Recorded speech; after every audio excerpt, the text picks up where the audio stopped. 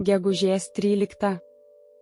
Įsidėmėk, paklusnumas yra geresnis už auką ir klausimas už avinų taukus. 1 Samuelio knyga, 15 skyrius 22 eilutė.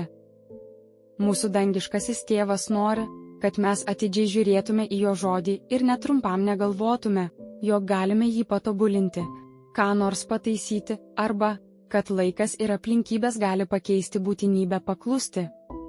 Būkime klusnus viešpaties balsui ir laikykimės arti viešpaties, nebijodami pasekmių, bet tikėdami, kad tas, kuris mus palaiko ir saugo, niekada nesnaudžia ir nemiega, o yra per daug išmintingas, kad klystų. Ir žino kiekvieną situaciją, kuri gali iškilti mūsų gyvenime kaip pasekmė mūsų paklusnumo. Suprantame, kad auka reiškia išsižadėjimą ir atsisakymą mūsų teisių, guldant mirčiai mūsų žmogišką prigimtį Dievo tarnyboje. Jeigu toks savęs išsižadėjimas, stengiantis tarnauti Dievui, yra atliekamas nepaisant Dievo valios, tai nors mes sunaudojame savo žmogišką prigimtį, Dievas tokios aukos nepriima.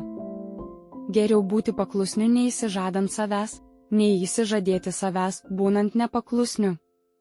Tačiau geriausia aukoti savo auką paklusnume. Klausimai: ar aš šią savaitę aukojau neatsižvelgdamas į Dievo valią, ar būdamas taikoje su ja? Ar susilaikiau nuo aukos? Kokiose aplinkybėse, kodėl, kaip? Įsidėmėk, paklusnumas yra geresnis už auką ir klausimas už avinų taukus. 1 Samuelio knyga, 15 skyrius 22 eilutė.